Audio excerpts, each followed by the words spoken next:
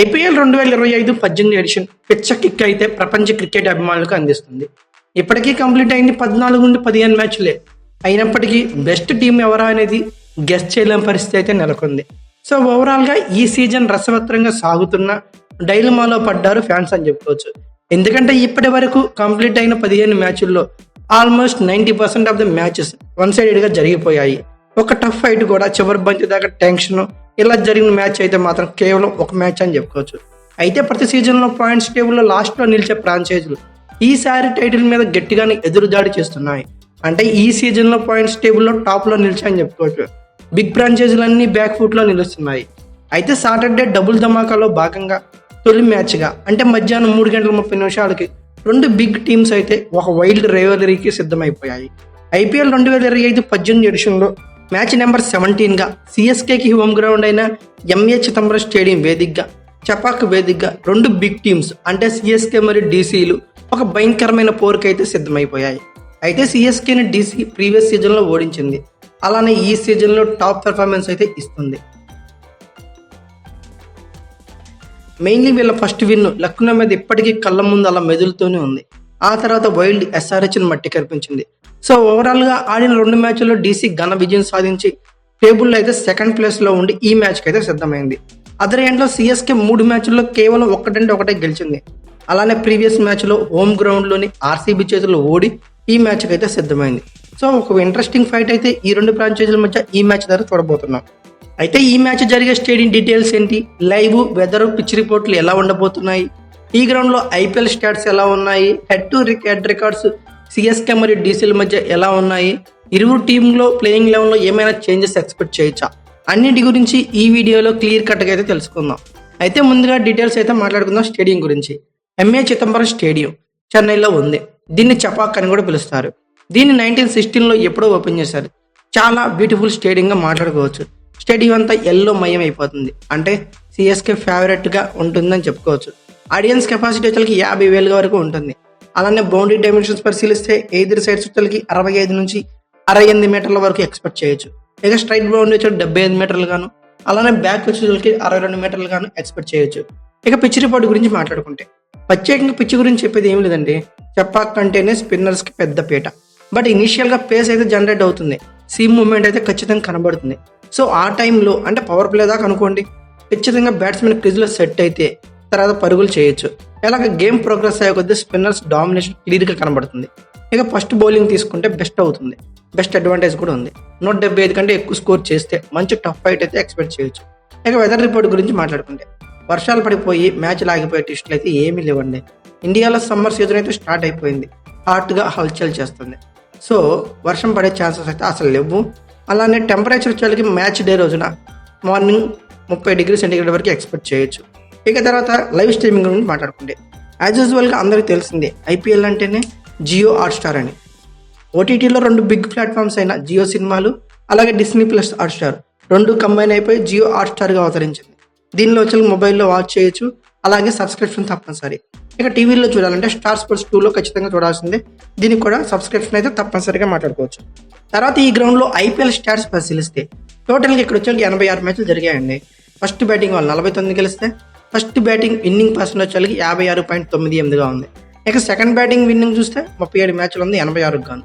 దీంట్లో second bat winnowing percentage చూస్తే 43.02%గా ఉంది. ఇక టాస్ గెలిచిన టీమ్స్ మ్యాచ్ గెలిచిన పర్సెంటేజ్ చూస్తే 50%, ఓడిన్ టీమ్స్ చూసినా కూడా 50% అయితే ఉంది. అయితే హైయెస్ట్ టోటల్ వచ్చేకి ఈ గ్రౌండ్లో 246 పరుగులు 5 వికెట్లు సిఎస్కే పేరిట ఉంది. లోయెస్ట్ టీమ్ టోటల్ చూస్తే 70 పరుగులకి ఆర్సీబీ ఇదే గ్రౌండ్లో ఆల్అౌట్ అయింది. హైయెస్ట్ రన్ చేసి చూస్తే 201 పరుగులు 6 వికెట్లుగా పంజాబ్ కింగ్స్ పేరిట ఉంది. యావరేజ్ రన్ పర్ వికెట్ చూస్తే 26.1, యావరేజ్ రన్స్ పర్ ఓవర్ చూస్తే 8.03. అలాగే ఈ గ్రౌండ్లో ఫస్ట్ బ్యాటింగ్ యావరేజ్ చూస్తే 163.79 పరుగులుగా ఉంది. ఇక సిఎస్కే రికార్డు చపాక్లో ఎలా ఉంది? టోటల్గా ఇక్కడైతే మాత్రం 76 మ్యాచ్లు జరిగాయండి. గెలిచిన వచ్చేకి 53, ఓడిని వచ్చేకి 24. ఒక మ్యాచ్ అయితే టై అయింది. ఇక్కడ బ్యాటింగ్ యావరేజ్ పరిశీలిస్తే 31.11గా ఉంది. బ్యాటింగ్ రన్ రేట్ చూస్తే 8.32గా ఉంది చపాక్లో సిఎస్కేది. ఇక బౌలింగ్ యావరేజ్ చూస్తే 23.56గా ఉంది. బౌలింగ్ ఎకానమీ చూస్తే 7.79గా ఉంది. ఇది చపాక్ స్టేడియంలో కానీ సిఎస్కే హోమ్ గ్రౌండ్ రికార్డ్స్. అలాగే సిఎస్కే మరియు డీసీల మధ్య హెడ్ టు హెడ్ రికార్డ్ పరిశీలిస్తే టోటల్గా వీళ్ళిద్దరి మధ్య వచ్చేకి 30 మ్యాచ్లు జరిగాయి. సిఎస్కే డామినేషన్ కంప్లీట్ కనపడింది. 19 మ్యాచ్ల్లో గెలిస్తే డీసీ కేవలం 11 మ్యాచ్ల్లోనే గెలిచింది. అలాగే సిఎస్కే యొక్క హైయెస్ట్ స్కోర్ డీసీ మీద పరిశీలిస్తే 223 పరుగులు. అయితే డీసీ హైయెస్ట్ స్కోర్ సిఎస్కే మీద చూస్తే 198 పరుగులు, లోయెస్ట్ స్కోర్ చూస్తే 83 పరుగులు. అలానే ప్రీవియస్ సీజన్లో అంటే 2024 ఐపీఎల్ 17వ సీజన్లో డీసీ 20 పరుగుల తేడాతో సిఎస్కేని ఓడించింది. ఇది నోట్ దిస్ పాయింట్ అని చెప్పవచ్చు. ఇక ఫైనల్గా ఇరువురు టీమ్స్ యొక్క ప్లేయింగ్ 11 గురించి మాట్లాడుకుంటాం. డీసీ 2 మ్యాచ్లు ఆడి 2 గెలిచింది. అవి అద్భుతమైన విజయాలుగా చెప్పుకోవచ్చు. తొలి మ్యాచ్ విజయం అయితే మాత్రం వేరే లెవెల్ భయ్యా. ఇప్పటికి కూడా ఆ విజువల్స్ నా కళ్ళ ముందు కనబడుతూనే ఉన్నాయి. అయితే ఓవరాల్గా డీసీకి లక్కీ ప్లేయింగ్ 11 అయితే యాడ్ అయింది. బౌలింగ్లోను, బ్యాటింగ్లోను, ఆల్రౌండర్స్లో అన్ని జోనర్స్లో కూడా డీసెంట్ లైనప్ అండ్ ప్లేయింగ్ 11 అయితే డీసీకి ఉంది. డీసీని ఓడించడం సిఎస్కేకి అంత ఈజీ అయితే కాదని చెప్పుకోవచ్చు. ఈ టైంలో డీసీ ఓపెనింగ్కి మరోసారి జాక్ ఫ్రేజర్, పాప్ డూప్లెసిస్ ఇద్దరే రానున్నారు. ఎందుకంటే కేఎల్ రాహుల్ ప్రీవియస్ మ్యాచ్లో మిడిల్ ఆర్డర్లో ఆడాడు. సో ఇతనే ఆడతాడని అనుకుంటున్నా. అలానే నిన్న మ్యాచ్లో మినీ క్యామియో కూడా కేఎల్ రాహుల్ బ్యాటింగ్ చూసాం. అంటే ఆల్రెడీ డేంజర్ బెల్స్ అయితే చూపించేశాడు.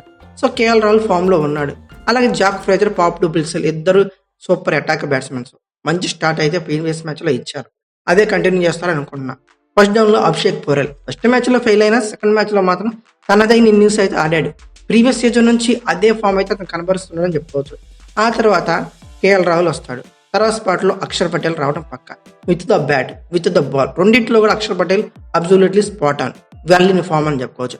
ఇక ఫినిషింగ్ నాకు తెలిసి 10 ఫ్రాంచైజీల్లో కల్లా బెస్ట్ ఫినిషింగ్తో పాటు ఆ ఫినిషింగ్లో ఉన్న 3 బ్యాట్స్మెన్ కూడా కన్సిస్టెంట్గా పరుగులు చేయగలిగే వాళ్ళు ఎవరైనా ఉన్నారంటే ఖచ్చితంగా డీసీ ఫ్రాంచైజీ టీంలో ఉన్న ప్లేయర్స్ అని చెప్పుకోవచ్చు. అతని ట్రిస్టన్ స్టబ్స్, ఎప్రజ్ నిగమ్, అలాగే అశుతోష్ శర్మ ఎక్సలెంట్ ఫినిషింగ్ అయితే డీసీ సొంతం అని చెప్పుకోవచ్చు. అందుకంటే బౌలింగ్ యూనిట్ ఇంకా ఇంప్రూవ్డ్గా కనబడుతుంది. Mainly senior star pacer Mitchell Stark previous మ్యాచ్లో 5 వికెట్ హాల్ అందుకున్నాడు. అదే ఫామ్ అయితే కనబరుస్తున్నాడు. అలానే ముఖేష్ కుమార్, మోహిత్ శర్మతో డీసెంట్ పేస్ అటాక్ అయితే డీసీకి ఉంది. అలాగే డీసీ స్పిన్ యూనిట్లో కూడా చాలా స్ట్రాంగ్గా అందరూ తెలిసిందే. ఎందుకంటే ఇప్పుడే కాదు, వాళ్ళు ఎప్పటి నుంచో కూడా డీసీకి సేవలు అందిస్తూ వస్తున్నారు. అక్షర్ పటేల్ పవర్ ప్లేలో కూడా స్పిన్ వేసి మంచి వికెట్స్ తీయగలరు, బ్రేక్స్ ఇవ్వగలరు. అలానే మిడిల్ ఓవర్స్లో అదరగొట్టే కుల్దీప్ యాదవ్, వెల్లింటిచ్ వీళ్ళిద్దరి తోలుగా విప్రజ్ నిగమ్ కూడా మంచిగానే బౌలింగ్ చేస్తున్నాడు. ఓవరాల్గా వీళ్ళ ప్లేయింగ్ 11 పేపర్ మీద పరిశీలిస్తే Jake Fraser McGurk, Faf du Plessis, Abhishek Porel, KL Rahul, Axar Patel, Tristan Stubbs, Vipraj Nigam, Mitchell Starc, Kuldeep Yadav, Mohit Sharma, Mukesh Kumar, అలాగే ఇంపాక్ట్ ప్లేయర్స్కి అశుతోష్ శర్మని యూజ్ చేస్తారు, అందరికి తెలిసిందే. ఇక ఫైనల్గా సిఎస్కే యొక్క ప్లేయింగ్ 11 గురించి మాట్లాడుకుంటే ఈ మధ్య కంప్లీట్గా CSK out on the box అని చెప్పుకోవచ్చండి. బ్యాటింగ్లో, బౌలింగ్లో, అలాగే మ్యాచ్ ఫినిషింగ్లో బాగా వెనకబడిపోయింది. నేనైతే మాత్రం ఈ టీంలో 2-3 మార్కులు అయితే చేంజ్ ఎక్స్పెక్ట్ చేస్తున్నా. ఖచ్చితంగా మార్చాలి, లేదంటే సిఎస్కే బ్యాక్ ఆన్ అవడం చాలా కష్టం చెప్పుకోవచ్చు. ముందుగా వాళ్ళు బ్యాటింగ్ ఆర్డర్ గురించి మాట్లాడుకుంటే బిగ్ చేంజెస్ అయితే తప్పనిసరిగా తీసుకోవాల్సి అయితే ఉంది. లేదంటే సిఎస్కే ప్లే ఆఫ్స్ నుండి అవుట్ అయ్యే ఛాన్స్ మ్యాక్సిమం కనబడుతున్నాయి. ముందుగా వాళ్ళ ఓపెనింగ్ చేంజ్ చేయక తప్పదు. డెవాన్ కామ్రే సిఎస్కే యొక్క పాత ఓపెనర్ ఖచ్చితంగా బరిలో దిగాల్సి ఉంది. అలానే రుతురాజ్ గైక్వాడ్తో కలిపి కాన్వే ఇన్నింగ్స్ అయితే స్టార్ట్ చేస్తాడు. ఇక ఫస్ట్ డౌన్లో రచన్ రవీంద్ర రావడం పక్క. దీంతో సాలిడ్ టాప్ ఆర్డర్ అయితే సిఎస్కే సొంతంగా కనబడుతుంది. ఇక తర్వాత హార్డ్ హిట్టర్ శివన్ దుబే రావడం పక్క. బట్ శివన్ దుబే ఈ మ్యాచ్లో అయినా హార్డ్ హిట్టింగ్తో తన బ్యాటింగ్ స్టైల్ అయితే చూపించకపోతే కష్టమైపోతుంది. ఇక తర్వాత విజయ్ శంకర్, రవీంద్ర జడేజా, మహేంద్ర సింగ్ ధోని, రవిచంద్రన్ అశ్విన్తో మంచి ఫినిషింగ్ కనబడుతుంది ఓవరాల్గా. ఇక పేస్ యూనిట్ని పరిశీలిస్తే ఖలీల్ అహ్మద్ పెర్ఫార్మెన్స్ సూపర్ లెవెల్లో ఉందని చెప్పుకోవచ్చు. మంచి పేస్ అటాక్తో మంచి మంచి బ్రేక్స్ కూడా ఇస్తున్నాడు అని చెప్పుకోవచ్చు. అలాగే అపోనెంట్ బ్యాటర్స్కి ఛాలెంజెస్ కూడా విసురుతున్నాడు. ఇక అలాగే బౌలింగ్లో, స్పిన్లో నూర్ అహ్మద్ కూడా దుమ్ము దులిపేస్తున్నాడు. ఇతను ఒక యాడెడ్ అడ్వాంటేజ్ సిఎస్కే అని చెప్పుకోవచ్చు. ఖలీల్ అహ్మద్, మతిషా పతిరానాతో పేస్ అటాక్ అయితే సిఎస్కేకి బెస్ట్గా ఉంది. ఈ రోజు శివన్ దుబే కూడా బౌలింగ్ చేసే ఛాన్సెస్ అయితే ఉన్నాయి. అంటే అతను ప్లేయింగ్ 11లో ఉంటాడు, ఇంపాక్ట్ ప్లేయర్గా రాడండి. ఇక స్పిన్ యూనిట్లో మాట్లాడుకుంటే రవీంద్ర జడేజా, రవిచంద్రన్ అశ్విన్, అలాగే నూర్ అహ్మద్ ఈ ముగ్గురుతో స్పిన్ అటాక్ బాగుంది. ఓవరాల్గా వీళ్ళ ప్లేయింగ్ 11 పరిశీలిస్తే Devon Conway, Ruturaj Gaikwad, Rachin Ravindra, Shivam Dube, Vijay Shankar, Ravindra Jadeja, MS Dhoni, Ravichandran Ashwin, Noor Ahmad, Matheesha Pathirana, Khaleel Ahmed ఇలా ఉన్నారు. ఇంపాక్ట్ ప్లేయర్స్గా ముఖేష్ చౌదరి కానీ, షేక్ రషీద్ కానీ ఆడించే ఛాన్సెస్ అయితే ఉన్నాయి. ఓవరాల్గా వీళ్ళ ప్లేయింగ్ 11 పరిశీలించాక, అలాగే పిచ్ రిపోర్టు, ఐపీఎల్ స్టార్ట్స్ ఈ గ్రౌండ్లో పరిశీలించాక నా ఒపీనియన్ ప్రకారం డీసీ గెలిచే పాసిబిలిటీస్ 51% గాను, సిఎస్కే విన్నింగ్ పాసిబిలిటీస్ 49% గాను ఉంది. అయితే మీ ఒపీనియన్ ప్రకారం ఈ మ్యాచ్ ఎవరు గెలుస్తుంది అనుకున్నారు? ఖచ్చితంగా కామెంట్ బాక్స్లో అయితే పిన్ చేయండి.